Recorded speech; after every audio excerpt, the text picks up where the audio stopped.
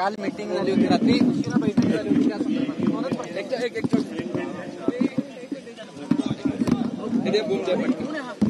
Sir काल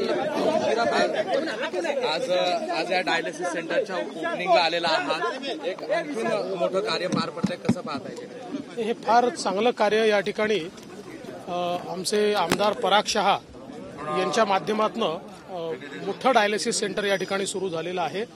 घाटकोपरच्या भागामध्ये गरीब माणसाला खूप मोठी व्यवस्था यामुळे होणार आहे। थॅलेसेमियाच्या पेशंट्सला देखील सातत्याने रक्त लागतं, त्याकरताही खूप मोठी मदत या ठिकाणी होणार आहे आणि गुरुदेव नम्रमुनीजी महाराज यांच्या आशीर्वादाने हे फार मोठं कार्य या ठिकाणी झालं। सर काल हॉस्पिटल आहे, राष्ट्रीय स्वयंसेवक संघाच्या मदतीने ते देखील या ठिकाणी घाटकोपरवर बांधलं झाल्याची माहिती मिळते आहे, कसं झालं? असं आहे की राष्ट्रीय स्वयंसेवक संघ हा सेवा कार्य करतच असतो।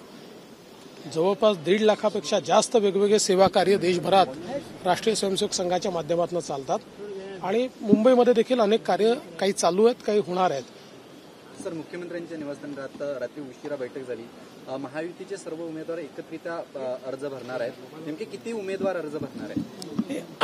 आता हे आम्ही उद्या तुम्हाला सांगू किती उमेदवार अर्ज भरणार आहेत। एवढं सांगतो, आम्ही बसलो होतो, लोकसभेच्या निवडणुका आता ज्या समोर आहेत त्याच्यामध्ये एक साधारण आम्ही कोणी कुठल्या जागा लढवायच्या या संदर्भातला एक विचार केलेला आहे आणि पुढचं आपलं प्रचाराचं तंत्र काय असेल, कुठे आपण सभा घ्यायच्या आहेत, कुठनं सुरुवात करायची, अशी सगळी आम्ही चर्चा केली आहे।